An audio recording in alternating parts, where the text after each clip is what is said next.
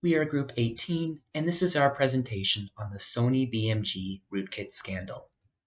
The Sony Rootkit scandal was an attempt by Sony to block illegal copying and pirating of music CDs produced by Sony in 2005. The CD would install an invasive rootkit that prevented users from copying any Sony-branded CDs. This code fundamentally changed how the Windows CD driver worked, was nearly impossible to uninstall, and left security vulnerabilities on your computer. Originally, it was more to pirate CDs than to buy them legally due to the advent of anti-piracy measures and the high cost of CD burners.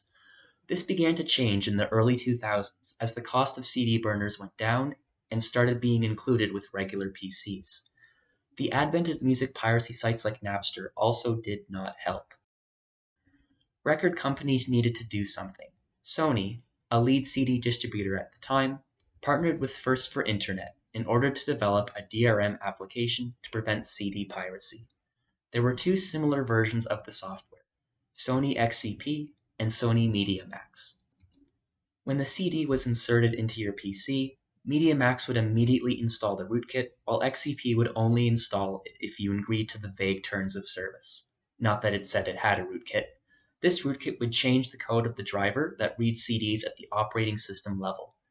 This means no matter what CD burning program you used, it would not be able to copy the CD. All Sony CDs had an identifier that the rootkit would check for and then force Windows to block any copying of the CD. We can look at the Windows OS code using the kernel debugger. You can see which functions were replaced by the rootkit, as they have a noticeably different ID starting with F instead of 8. This means they were added later. This rootkit was poorly written and introduced bugs and security vulnerabilities into the operating system. The rootkit would run at all times, even when a CD was not inserted. This would waste resources, slow down computers, and lead to crashes and blue screens. Sony's rootkit also changed how your computer reads files. Any files starting with $sys would not be detected by the computer, including antivirus software. Sony used this to hide their rootkit, but this was also abused by hackers to install malware. This is a consumer alert that Sony was forced to issue about the dangers of their so-called music player. The rootkit was discovered by Microsoft security researcher Mark Russinovich, who was developing rootkit revealer software. During a routine security check, he realized a rootkit was installed on his own PC after he had inserted a Sony CD. The rootkit would fool the operating system, but not lower-level commands. The detector would run the same operation, like reading a CD, using both methods.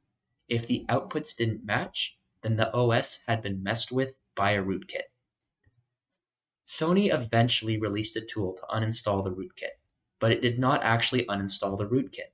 It merely made the rootkit's files visible. The uninstaller was hard to find on Sony's website, required you to enter your email, signed you up for bulk spam emails, and even worse, it installed more code that would report your CD playing habits to Sony. Sony faced various lawsuits and fully backpedaled in an attempt to repair consumer trust.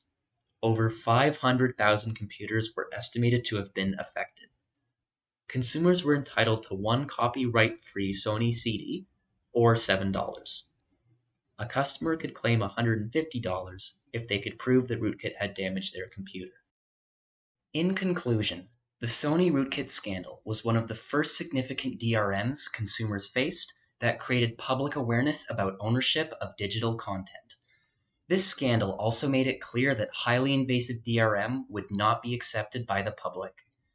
DRM is still used today in video games and other software, but is not nearly as invasive and is certainly not done using a rootkit.